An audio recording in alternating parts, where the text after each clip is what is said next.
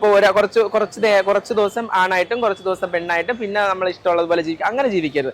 ഒരു സ്വത്വം നമ്മളാണെങ്കിൽ ആണ്, പെണ്ണെങ്കിൽ പെണ്ണ്, ട്രാൻസ്ജെൻഡർക്ക് ട്രാൻസ്ജെൻഡർ.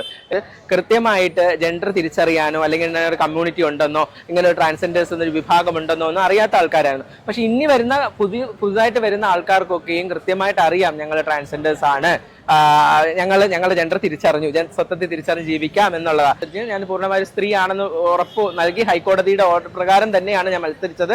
അപ്പൊ ഇനി നിയമസഭയിലും അതുപോലെയുള്ള ഇനിയുള്ള സ്ഥലങ്ങളിലൊക്കെ മത്സരിക്കാൻ ട്രാൻസ്ജെൻഡേഴ്സിന് പ്രത്യേക ഒരു ഇത് തരട്ടെ. സർജറി ചെയ്യുന്ന ഓരോരുത്തരും പല സ്ഥലങ്ങളിൽ പോയൊക്കെയാണ് സർജറിയൊക്കെ ചെയ്യുന്നത്. അപ്പോൾ സ്വന്തം സ്വത്വം തിരിച്ചറിഞ്ഞ് ജെൻഡർ അറിഞ്ഞതിന് ശേഷം അവർ ജീവിക്കുമ്പോൾ അവർക്ക് കൃത്യമായിട്ട് മെഡിക്കൽ കോളേജുകൾ അത്രയും വിദഗ്ധരായ ഡോക്ടേഴ്സിനെ വെച്ചിട്ട് തന്നെ സർജറി പ്രൊസീജിയറൊക്കെ നടത്തി അവർക്ക് ആ ഒരു കാര്യങ്ങൾ ചെയ്യും. ഇപ്പോൾ ജനങ്ങൾ ഇഷ്ടപ്പെടുന്ന ജനഹിതത്തോടൊപ്പം നിൽക്കുന്ന ആൾക്കാർ ഇത്രയും ഒരു പ്രകടനം അല്ലെങ്കിൽ ഇത്രയും കാര്യങ്ങൾ ഉണ്ടായപ്പോൾ വി.ഡി. സതീശൻ സാറ് വരണമെന്ന് എല്ലാവരും ആഗ്രഹിച്ചു. അപ്പം നമ്മുടെ പാർട്ടിക്കകത്ത് ഇങ്ങനെ ഒരു ആഗ്രഹം, മുഖ്യമന്ത്രി ഇന്ന ആള് വരണമെന്ന് ജനങ്ങൾ തന്നെ തീരുമാനിച്ചു എങ്കിൽ അത് വലിയൊരു കാര്യമല്ലേ. ഈ 10 വർഷക്കാലം ഇടതുപക്ഷ സർക്കാർ എന്ത് ചെയ്തിട്ടില്ലയോ അതൊക്കെയും ന്യൂനപക്ഷമായി നിൽക്കുന്ന ഞങ്ങൾക്ക് വേണ്ടി ചെയ്തു തരുമെന്ന് ഞങ്ങളുടെ പാർട്ടി ഉറപ്പ് തന്നിരിക്കുന്നതാണ്. പ്രകടന പത്രികയിൽ പോലും അത് ഉൾക്കൊള്ളിച്ചിട്ടുള്ളതുമായിരുന്നു. പുതിയ മുഖ്യമന്ത്രി ആയിരിക്കുകയാണ്. ഇത് നിങ്ങൾ ട്രാൻസ്ജെൻഡർ കോൺഗ്രസിന് എത്രമാത്രം ഗുണകരമാകുന്ന ഒരു തീർച്ചയായിട്ടും ഭയങ്കര സന്തോഷത്തിലാണ്. ഞങ്ങൾ ആഗ്രഹിച്ച മുഖ്യമന്ത്രി തന്നെയാണ് ഞങ്ങൾക്ക് കിട്ടിയിരിക്കുന്നതും. ട്രാൻസ്ജെൻഡർ കോൺഗ്രസിന് ഉള്ള ഏറ്റവും വലിയ ഒരു പ്രത്യേകത എന്ന് വെച്ചാൽ ഞങ്ങൾക്ക് വേണ്ടിയിട്ട് ഒരുപാട് കാര്യങ്ങൾ ചെയ്യാനുണ്ട്. ഈ വരുന്ന ഒരു വർഷത്തിനുള്ളിൽ തന്നെ ഏകദേശം കുറേ കാര്യങ്ങളാവും. 5 വർഷം കൊണ്ട് ഞങ്ങൾക്ക് നേടിയെടുക്കാൻ പറ്റാത്ത ഈ 10 വർഷക്കാലം ഇടതുപക്ഷ സർക്കാർ എന്ത് ചെയ്തിട്ടില്ലയോ അതൊക്കെയും ന്യൂനപക്ഷമായി നിൽക്കുന്ന ഞങ്ങൾക്ക് വേണ്ടി ചെയ്തു തരുമെന്ന് ഞങ്ങളുടെ പാർട്ടി ഉറപ്പ് തന്നിരിക്കുന്നതാണ്. പ്രകടന പത്രികയിൽ പോലും അത് ഉൾക്കൊള്ളിച്ചിട്ടുള്ളതുമായിരുന്നു. എന്തുകൊണ്ടാണ് വി.ഡി. സതീശൻ തന്നെ മുഖ്യമന്ത്രി ആവണമെന്ന് നിങ്ങൾ ആഗ്രഹിച്ചതിന്റെ കാരണം എന്തായിരുന്നു?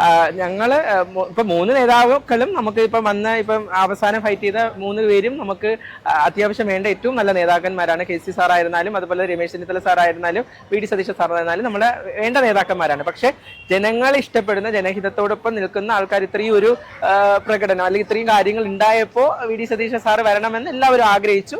അപ്പം നമ്മുടെ പാർട്ടിക്കകത്ത് ഇങ്ങനെ ഒരു ആഗ്രഹം, മുഖ്യമന്ത്രി ഇന്ന ആള് വരണമെന്ന് ജനങ്ങൾ തന്നെ തീരുമാനിച്ചു എങ്കിൽ അത് വലിയൊരു കാര്യമല്ലേ. അപ്പൊ അതുകൊണ്ട് സാറ് വരണമെന്ന് ആഗ്രഹിച്ചു. അതുമായിട്ട് ഒന്നത്. രണ്ടാമത്തെ കാര്യം, എല്ലാവരെയും മനസ്സിലാക്കാനും എല്ലാവരുടെ കാര്യങ്ങൾക്ക് മുന്നിൽ നിൽക്കാനും, അല്ലെങ്കിൽ കുറെ വെയിറ്റ് ചെയ്ത് നിൽക്കുക, പുറത്തേക്ക് പോ എന്ന് പറയല്ല, അകത്തേക്ക് വാ എന്ന് പറയാനും ഉമ്മൻചാണ്ടി സാർ ഇരുന്നത് പോലത്തെയുള്ള എല്ലാ നല്ല പ്രവർത്തനങ്ങളും കാഴ്ചവെക്കാൻ വി.ഡി. സതീശൻ സാറിന് കഴിയുമെന്നുള്ളൊരു വിശ്വാസം ഉണ്ട്. ഈ തവണത്തെ വിജയം അത് എന്തുകൊണ്ടായിരിക്കും എന്നാണ് നിങ്ങളുടെ ഒരു പ്രതീക്ഷ?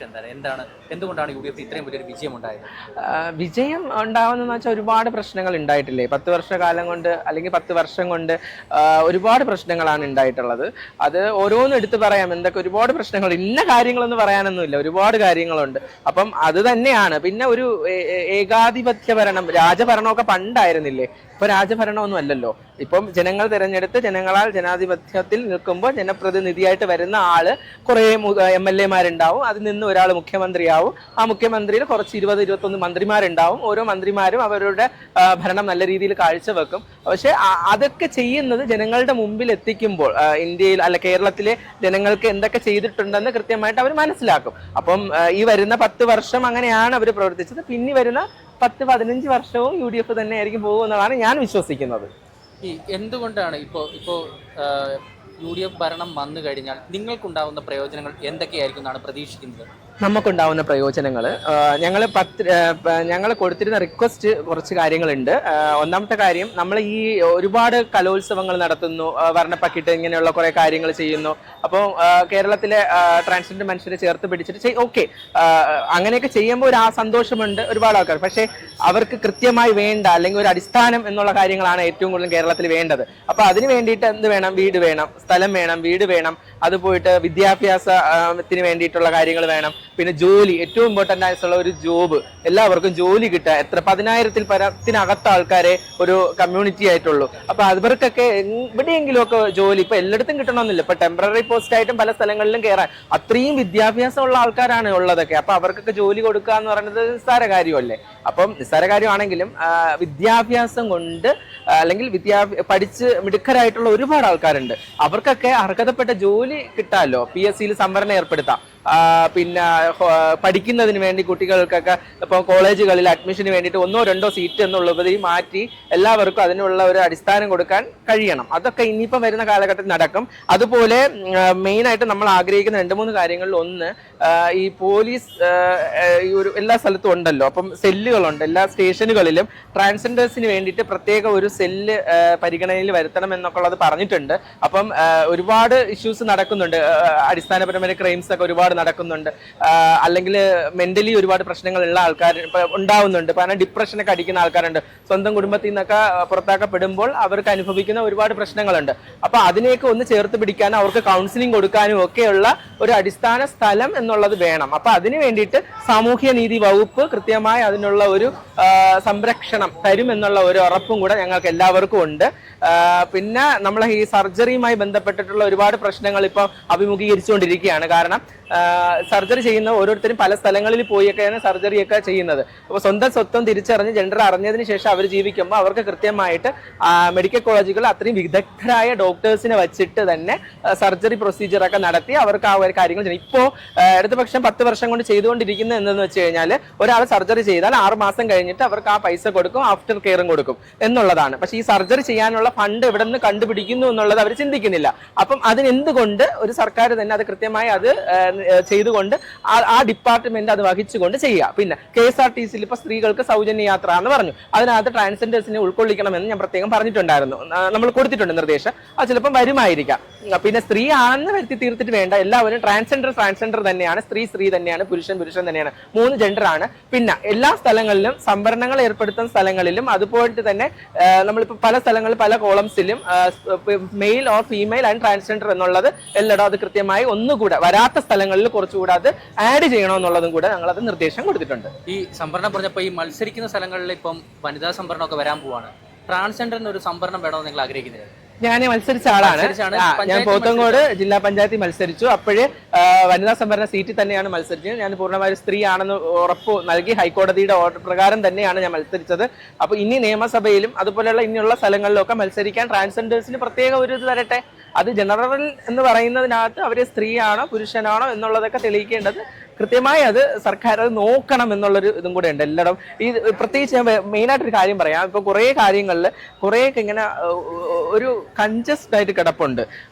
എത്ര ട്രാൻസ്ജെൻഡേഴ്സ് ഉണ്ട് കേരളത്തിൽ? 284 പേരാണ് കേരളത്തിൽ വോട്ടിടാൻ ഉണ്ടായിരുന്നതെന്നാണ് റിപ്പോർട്ട് വന്നതായിരുന്നു കഴിഞ്ഞ ഇലക്ഷന്, നിയമസഭാ ഇലക്ഷന്.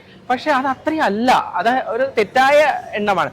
ട്രാൻസ്ജെൻഡേഴ്സിൽ മെയിലായിട്ടും ജീവിക്കാൻ ആഗ്രഹിക്കുന്നുണ്ട്. ട്രാൻസ് മെൻസ് ഉണ്ട്, ട്രാൻസ് വുമൻസ് ഉണ്ട്. അപ്പൊ ചിലപ്പോൾ ID കാർഡിൽ അങ്ങനെയായിരിക്കാം, മെയിലും ഫീമെയിലും ഒന്ന് രേഖപ്പെടുത്തിയിട്ടുണ്ടാവും. പക്ഷെ അവരൊക്കെയും ട്രാൻസ്ജെൻഡർ ആണെന്നുള്ള ഒരു ലേബലിൽ ഒരു ID കാർഡിൽ ഉൾക്കൊള്ളിച്ചുകൊണ്ട് ആധാർ കാർഡുമായി ലിങ്ക് ചെയ്തുകൊണ്ട് വന്നു കഴിഞ്ഞാൽ കൃത്യമായി എല്ലാവർക്കും ഒരു എണ്ണം അറിയാൻ പറ്റും എത്ര ആൾക്കാർ കേരളത്തിനകത്ത് എത്ര ട്രാൻസ്ജെൻഡേഴ്സ് ഉണ്ട് എന്നുള്ളത്.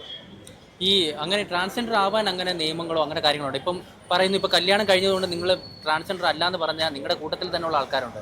അതൊക്കെ അങ്ങനെ അത്തരം വിമർശനങ്ങൾ എന്തുകൊണ്ടായിരിക്കും വന്നുകൊണ്ടിരിക്കുന്നത്? മനസ്സിലായില്ല. ഇപ്പോൾ സീമ വിനീത് പറഞ്ഞു നിങ്ങൾ കല്യാണം കഴിച്ചതിന് ശേഷം അല്ല, അത് അങ്ങനത്തെ ഇതെന്ന് വെച്ചാൽ ഓരോ ആൾക്കാരും ജെൻഡർ തിരിച്ചറിയും. ഇപ്പോഴത്തെ കാലഘട്ടത്തിൽ ഇനി അങ്ങോട്ട് വരുന്ന സമയത്ത് ഇപ്പോഴത്തെ എല്ലാവർക്കും അറിയാം ഞങ്ങൾ ട്രാൻസ്ജെൻഡർ ആണെന്ന്. മുന്നേ സമയങ്ങളിൽ ഞങ്ങളൊക്കെ വരുന്ന സമയത്ത് കൃത്യമായിട്ട് ജെൻഡർ തിരിച്ചറിയാനോ അല്ലെങ്കിൽ ഇങ്ങനെ ഒരു കമ്മ്യൂണിറ്റി ഉണ്ടെന്നോ ഇങ്ങനെ ഒരു ട്രാൻസ്ജെൻഡേഴ്സ് എന്നൊരു വിഭാഗം ഉണ്ടെന്നോ ഒന്നും അറിയാത്ത ആൾക്കാരായിരുന്നു. പക്ഷെ ഇനി വരുന്ന പുതുതായിട്ട് വരുന്ന ആൾക്കാർക്കൊക്കെയും കൃത്യമായിട്ട് അറിയാം ഞങ്ങൾ ട്രാൻസ്ജെൻഡേഴ്സ് ആണ്, ഞങ്ങളുടെ ജെൻഡർ തിരിച്ചറിഞ്ഞു, സ്വത്വത്തെ തിരിച്ചറിഞ്ഞ് ജീവിക്കാം എന്നുള്ളതാണ്.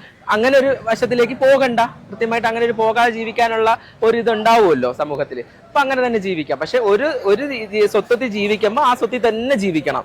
നമ്മളിപ്പോൾ 2 ഐഡന്റിറ്റിയിൽ ജീവിക്കുന്നതൊക്കെയാണ് നമ്മൾ തെറ്റായിട്ട് വ്യാഖ്യാനിക്കുന്നത് എല്ലാവരും. ഇപ്പോൾ കുറച്ച് ദിവസം ആണായിട്ടും കുറച്ച് ദിവസം പെണ്ണായിട്ടും പിന്നെ നമ്മൾ ഇഷ്ടമുള്ളതുപോലെ ജീവിക്കാം. അങ്ങനെ ജീവിക്കരുത്.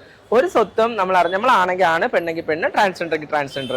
LGBTQയിലെ ഇന്ന ആളാണെന്നുള്ളതിനകത്ത് ഏതിലാണ് നമ്മൾ ജീവിക്കണം എന്ന് ആഗ്രഹിക്കുന്നോ ആ സ്വത്വത്തിൽ ജീവിക്കാൻ ശ്രമിക്കുക എന്നുള്ളത് മാത്രമേ എനിക്ക് പറയാനുള്ളത്. ഞാൻ അങ്ങനെ ഒരു ഇൻസിഡന്റുകളിൽ കൂടി വന്ന ഒരാളായതുകൊണ്ട് കൃത്യമായിട്ട് ഞാനിപ്പോൾ അമ്മയായി തന്നെയാണ് ജീവിക്കുന്നത്. എവിടെയും ഉറപ്പായിട്ട് പറയും. ഇനി ഒരു സമയത്ത് പൊക്കൂടെന്ന് വെച്ചാൽ അങ്ങനെ പോകാൻ പറ്റില്ല. ഞാൻ പൂർണ്ണമായ ഒരു പെൺകുട്ടിയാണ്. ഞാൻ ട്രാൻസ്ജെൻഡർ എന്ന് അഭിമാനത്തോടു കൂടി തന്നെയാണ് ഇപ്പൊ ജീവിക്കുന്നത്.